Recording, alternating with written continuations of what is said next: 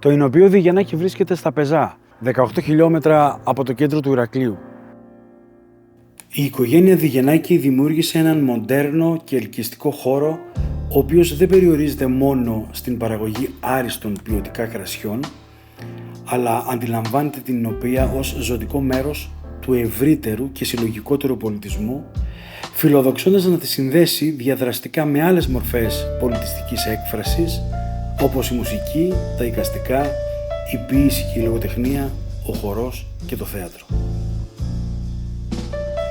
Το Εινοποιείο Διγεννάκη είναι ένα νέο, μοντέρνο, σύγχρονο εινοποιείο, άρτιο σε υποδομές, διαθέτει χώρο γευσηγνωσίας, χώρους πολιτισμού, γκαλερί, φιλοξενεί καλλιτέχνες που ζεσταίνουν με το έργο τους στο χώρο. Παράλληλα, οραματίζεται να αποτελέσει αισθητική αναφορά στα πολιτιστικά και εινικά δρόμενα της περιοχής.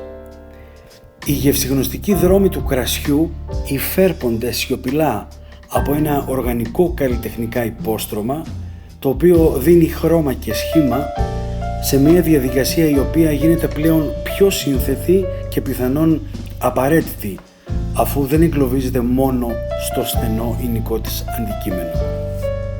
Εναλλασσόμενα σχήματα οι αυτόνομοι καλλιτέχνες βρίσκουν καταφύγιο για το έργο τους σε μια περιοχή που φέρνει αυτούσιο το αστικό στην κοντινή περιφέρεια, δημιουργώντας μια βιωματική εμπειρία δίπλα στους αμπελώνες του Εινοποιείου στη σπουδαιότερη αμπελοεινική ζώνη του νησιού.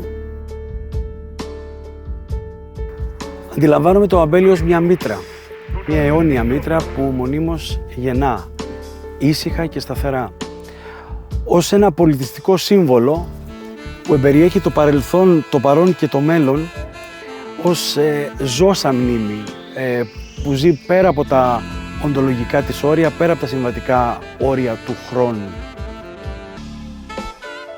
Το αμπέλι ως έννοια δραπετεύει από το παρελθόν και γίνεται παρόν, γίνεται ένα. Το κρασί ενσαρκώνει το ιστορικό και πολιτιστικό αποτύπωμα κάθε τόπου. Οι τοπικές ποικιλίες δίνουν χρώμα, δίνουν μοναδικότητα σε έναν τόπο, σε ένα αμπελοτόπι. Είναι τα στολίδια που κάνουν έναν τόπο ελκυστικό, γοητευτικό, ιδιαίτερο. Το κρασί είναι τόπος, είναι χρόνος, είναι πάθος. Είναι η προσωπική υπογραφή μιας συλλογικής προσπάθειας. Είναι ένας τρόπος, ούτως ώστε ένας τόπος από μικρός να γίνει μεγάλος.